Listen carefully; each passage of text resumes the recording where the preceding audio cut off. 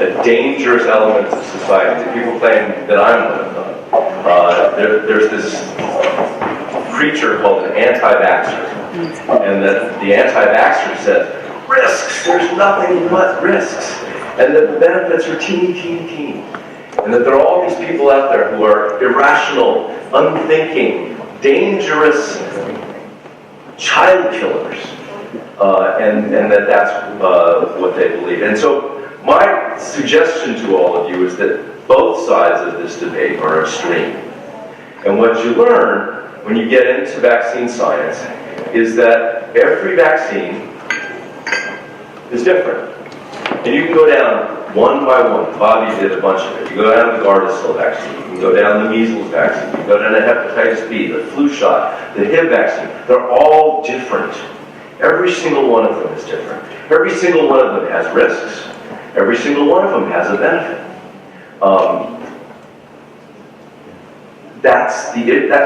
And a parent, a consumer of this, of these procedures, ought to have the right to make their own choices when confronted with this kind of complexity, and it's way, way complex. But that's not what the debate's about. The debate is actually about power, and who has the power in the choices we make about our children. And the power is manifest in the schedule, in the recommendations that are presented to parents. And some of us in the room are of a certain age or older. I was born in 1958, and even those of us in the room who are younger than that, substantially younger than that, most of us who are in our 40s or older, grew up with moderate schedules from the government and the public health authorities. I grew up with the one, I was a child in the 60s, and we basically, as Bobby said, I was fully vaccinated. I got DPT, smallpox, and polio before I went to kindergarten. And this is actually the official schedule. I don't think I got 5 doses of DPT. I don't remember. To be honest, I didn't have a schedule. Smallpox was so successful that they removed it from the schedule, so we don't have it anymore. They tried to bring it back, and all the public health workers didn't want to get it. They were actually reasonably concerned about adverse events. But in the 70s, and by the way, I got measles, mumps, rubella, chickenpox. All of us got those diseases when we were younger. But during the 70s, they began rolling out vaccines against those, live virus vaccines. And so we had the measles, mumps, and rubella vaccine separately in the 70s. And then by the mid-80s, they put that together. And the schedule in 1986, before the act that Bobby described, was basically DPT, polio, and MMR. And there were issues with those vaccines. That's why they had to create the act to give liability protection to the manufacturers, because there were a lot of lawsuits. But the schedule itself was really, really minimal. Here's what we're looking at today. And this is what the argument is about. When they're talking to you about measles, they're not talking, and they want to create herd immunity for measles and take away our rights to an exemption. That's not what they're talking about. They want the right to force you to do this to your children. And this has even changed. This is, I think, now up to 16. They keep adding. They've got the Prevnar vaccine and the meningococcal B vaccine. And it's so complicated, they actually create diagrams. I should have put that in. They create diagrams telling pediatricians how you can give 7 shots in one visit to a small infant. This is the argument. And when they're coming for our exemption rights as parents, it's not that they're trying to save the world from measles. It's that they're trying to mandate that we all conform to this schedule. And it's an extreme schedule. It's a radical experiment that's never been tested. That's the issue. And along the way, even in this flawed vaccine and adverse event reporting system that Bobby described, this passive thing that maybe captures less than 1% of adverse events, the number of adverse events is exploding. VAERS now contains over 35,000 a year and 200 deaths a year that actually make it through the system. So when we want to ask the question, who are the extremists in this situation. We actually have an extreme, I want to use my words carefully, authoritarian policy being directed at families and parents, and that's not a good thing. And the weapon in that now has become measles, and I want to talk about measles because it's in the news in the last few weeks. If any of you have noticed, we've had we're all going to die in the zombie measles apocalypse because of an Orthodox Jewish community, a little outbreak in New York, a little outbreak among some Russian immigrants in Washington State. But it's unfounded. It's at its core, it's silliness. Measles is not Ebola. We all grew up with measles, and measles, there are some issues, okay? And I will share you the data on measles. We should have facts, not hysteria. But what they want you to believe is that everyone's going to die. And what they use are outbreaks. And they learned that they could get the media to go along with the Disneyland outbreak. And then more recently, we had an outbreak here in Minneapolis and Hennepin County with the Somali community. And then there are these two recent ones. But the thing to remember about these outbreaks, they are common. There's nothing new in these modest outbreaks. They are generally contained and self-extinguishing. They basically peter out. By the time they hit the news is probably the time the last person got infected. But they are increasingly being exploited, and I'll show you some of the, actually you can measure how they plan. They wait for the outbreak and then they pounce. And they're being exploited to take away our rights. And measles, there's reason for people that have a plausible concern about measles, but the fact is that VAERS contains many more deaths from the MMR vaccine than we actually have had in any of these outbreaks in the last 2 decades. They also want you to believe that we all have this civic duty, and you will hear this as legislators, to protect the immunocompromised. Yes, we should protect the immunocompromised, but interestingly enough, the measles vaccine is a live virus vaccine, so when someone gets the vaccine, they can shed. And so sick people in general should avoid, sick people should avoid immunocompromised people. That's the issue. Immunocompromised people have to be careful about going out in public. They often wear masks. And so the whole, it's a red herring, this whole notion of the immunocompromised. And what basically they're trying to do is drum up fear, to force all of us to comply with that brand new schedule. So that's basically what I want to say. But let me go through some data on measles, because I do believe in data and evidence, not emotion, when we're making arguments like this. Measles, once upon a time, was a risky condition. But long ago, and this is a quote from a doctor in a public health publication, measles became a self-limiting infection of short duration, moderate severity, and low fatality. Death rates of measles once were high, and then they fell to very low levels. And then, after all that happened, they created the measles vaccine, and then wild-type measles basically disappeared. They want to attribute the drop in risk to the vaccine, but in fact, the measles virus became a lot less dangerous long before the vaccine was introduced. But then we have had several decades with the vaccine, and since 2000, there are over 2,500 cases of wild-type measles. There are conflicting reports on the number of deaths, depending on what CDC report you believe. A CDC spokesman that one of our colleagues talked to in 2015 said that there's been 0 wild-type deaths since 2003, so we've had 15 years or more of no deaths. They had another publication that I'll show you that claimed 11 deaths in that period, but few of them were verified. And then in the meantime, nearly 190 cases of death relating to measles-containing vaccines. This is the data. So and the thing to be concerned about is, if my child got measles, could they die? I mean, if you're a parent, that's the question you're asking. And here's the data. In the early 20th century, actually there was a reasonable risk that your child could die. Between 1% and 5% of people infected with measles died, but after World War II, that dropped dramatically. And this is only if you got the measles, right? So basically less than 1 in 1,000. But you know, 1 in 1,000 is not a trivial number.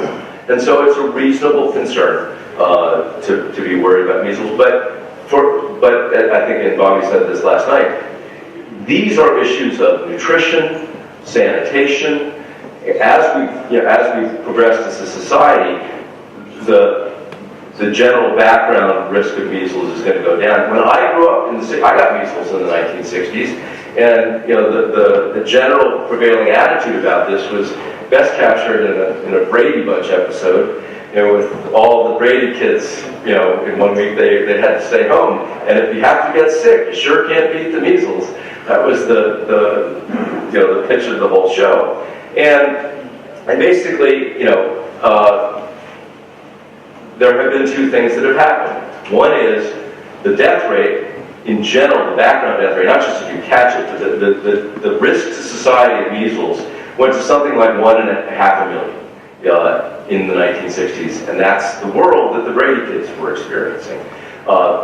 In 1963, there was a measles vaccine that was licensed, and it did dramatically reduce the incidence of measles. So we have this perception now, and we're being peddled, that lives have been saved by the measles vaccine, and you know, maybe some lives have been saved, but the death risk from measles went away long before the vaccine. And since then, you know, we still have experiences. We have outbreaks of measles. We've had 2,500 cases. Only 2 have been verified by the CDC as having died. There's some reports, the CDC's discontinued the report they used to publish claiming deaths, so you could claim that there were 11 deaths in this period. That's the maximum number. But really, of those reports, only 2 were verified. One child is the poster child example, which is this a child who is immunocompromised. Getting a bone marrow transplant, contracted measles, and they never found where the case came from, but the child did die. And that's a tragedy. We shouldn't ever dismiss, you know, something bad that happened to a child. There was a woman that did die. There was a case of measles in the hospital. She had no rash, there were no signs of measles, but they did detect measles on autopsy, so that's possibly a second case.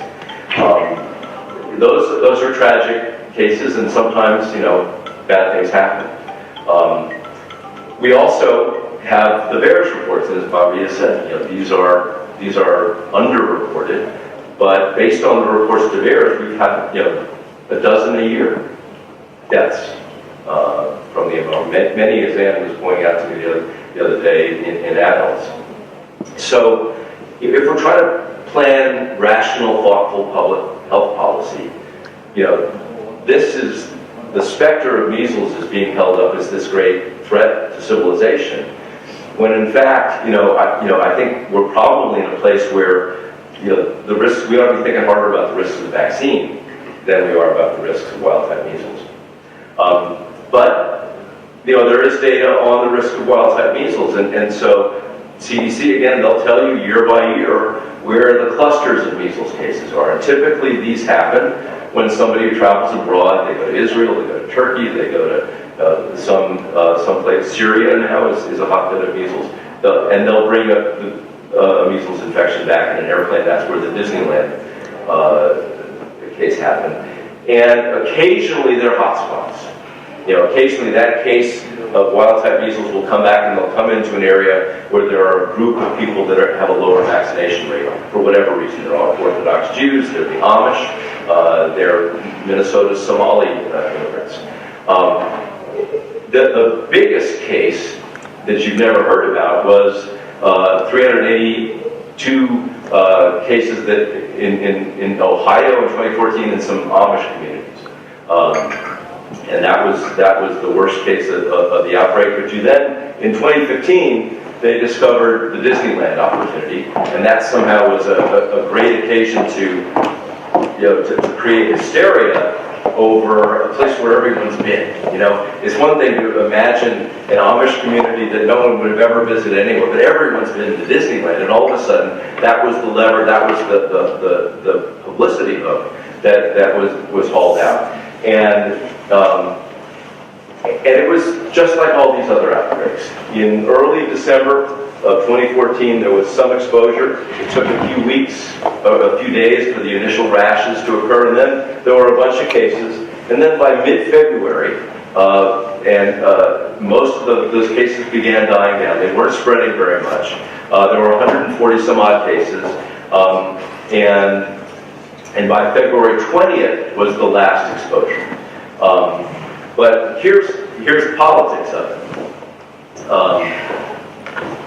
This here's Google Trends, so you can go into Google and they'll tell you when an issue is hot. Back in that period from 2014 to 2015, I did a little run of Google Trends, and in the first week of February 2015, notice February 2015 is just when the epidemic is ending. But all of a sudden, that's when it hits the news. Because they're all revved up, they're geared up, it's peaking, and then immediately thereafter, there were close to a dozen bills that started to work their way into state legislatures to restrict vaccine exemption rights all over the country. Most of them were fought off, and the effort succeeded in two places, California and Vermont. But by the time that battle was being fought, there was no issue anymore. So it speaks to the hypocrisy of the initiative, because if we really are all going to die from measles, maybe there would be some legs. But this shows that measles these outbreaks were an instrument rather than a valid public policy concern. A couple of years later, you all might remember this one. There was an outbreak among Somali Americans here in Hennepin County. About 79 people ultimately got infected.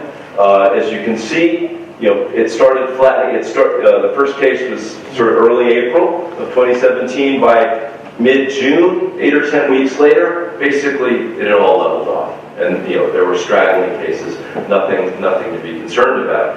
But in the meantime, we were stirring up hysteria all over the state. I actually had the occasion, at the invitation of some of my colleagues here, the Vaccine Safety Council, I gave a talk to Minnesota Somali Americans, because I thought it's important when rights are under attack to stand up for them. So we held a meeting, and I gave many of these same slides and a few others to a Somali audience not too far from here. And that got covered kind of fairly in some places, and then the usual suspects were kind of harsh on, and I was painted as an anti-vaxxer, and all of us here, many of us here were painted as an anti-vaxxer. And oddly enough, it found its way around the progressive newspaper network. And I was living in Boston at the time, where I lived for 35 years, and my hometown newspaper didn't get my name, but they got the notion that there was this event. And in early May, an editorial came out in the Boston Herald that said skepticism about vaccines goes back a decade, and after parents raised concerns about higher rates of autism among their children. When Somali parents sought answers to explain autism, anti-vaccine activists were delighted to fill in the information gap. Even amid this latest outbreak, anti-vaccine groups have fanned the flames.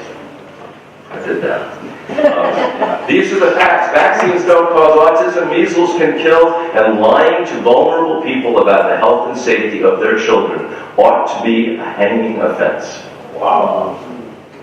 Well, the final line is true. Yeah. I looked outside, I didn't see a lynch mob going by my apartment. Thankfully, I wasn't mentioned. But this is the kind of rhetoric that is being deployed. And it's irresponsible. And it's important that we stand up to it. It's important that we don't get hysterical, that we stick with the facts, and recognize that this is a tactic. And it's actually a repeated tactic, and it's now happening again. So this is the latest outbreak, one of two. They've got better data in Clark County, Washington, so I plotted it. This is actually updated today. So we're right in this kind of 2-3 month window of hysteria in Washington. Bobby was out in Washington a couple of weeks ago, and they're going after the exemption rights in Washington State because they went after them before and they didn't succeed. So now they're going to go back here. We've got a measles cluster here in Washington, and basically it's over. It might spread a little bit. It's mostly in unvaccinated children, but it's again the same pattern. Google Trends. All of a sudden, in the last week of January, it's leveling out. The headlines are peaking, and now we have bills coming in all over the country: Maine, Vermont, Connecticut, Washington, New York. And we're trying to keep track of them all because they're coming at us, like wildfire. Perhaps Minnesota. We hear that they're planning on it in Minnesota. So this is the playbook. It's rules for radicals, or I don't know what playbook it's in, but it's in the public health playbook, and this is what they're trying to do. So it's important to stand up to it. It's important not to let these bills win. It's important to stand up for the rights of parents and families to make their own choices. But there are also some red herrings. Everyone will bring in, and they'll bring in a vulnerable child. They will exploit a vulnerable child. A child who's going through chemotherapy, who's sick, whose parents are concerned about them. And they'll say, this child will die if we don't mandate vaccines. Because some case in Washington of measles might find their way on a plane. Well, no, you should stay home and be careful and wear a mask. But the immunocompromised are the poster child for the victims that need to be protected. Interesting thing, what they won't tell you is hospitals counsel you to protect the immunocompromised, but from whom? From the vaccinated.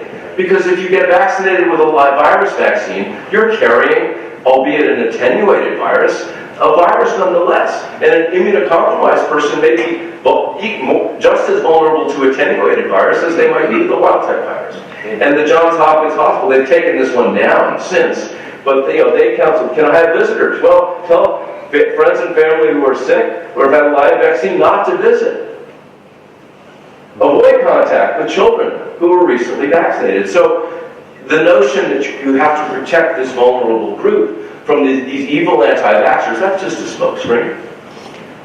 They're just, they're just a convenient prop. And we shouldn't treat children with cancer as props. They'll talk about herd immunity. Well, now it's community immunity. They don't like to say about the herd. But let's talk about herd immunity. And there's a lot to say about herd immunity, and I won't get through it all. But these are 3 vaccine preventable diseases since the year 2000. I've talked about measles, and there have been 2,500, actually specifically 2,572 cases of measles reported by the CDC through last week. I've updated these numbers for today. And this is a log scale, so if I actually put this on a linear scale, it's smushed down, you couldn't even see it. It'd be a blue line on the bottom, but I'm doing it in a ratio. Engineers in the audience will get what I'm doing. It shows the ratios. Above, far more problematic, 10 times more cases reported by the CDC are from mumps. Mumps is actually an innocuous disease for children. It's a nasty disease if you get it. In adulthood, especially for men, for reasons we may know.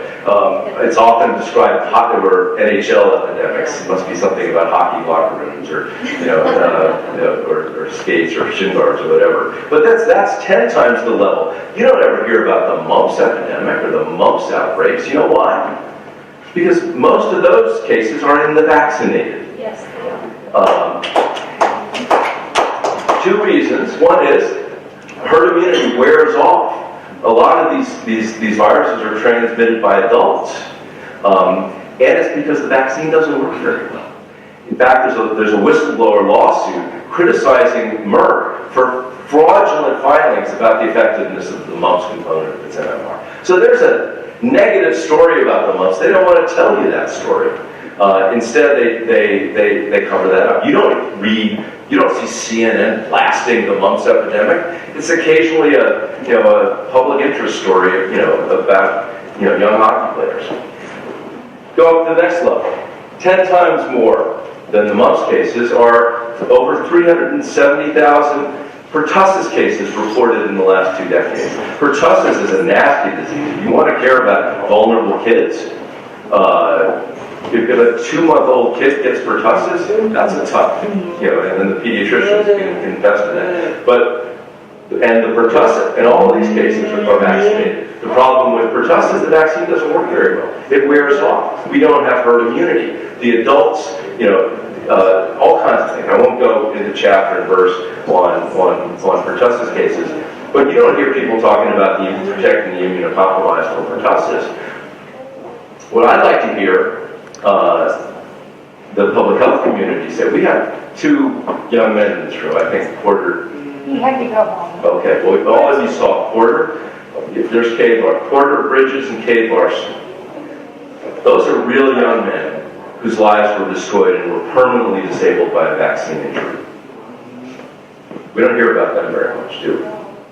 So, let's worry about the immunocompromised. Let's worry reasonably. There might be a death from measles in one of these outbreaks. You know what? They're celebrating at the CDC. They're rooting for somebody to die because they want to shame us or to shame the parents who chose to go unvaccinated and to bear the risk of measles. They think this is their purpose as public health authorities.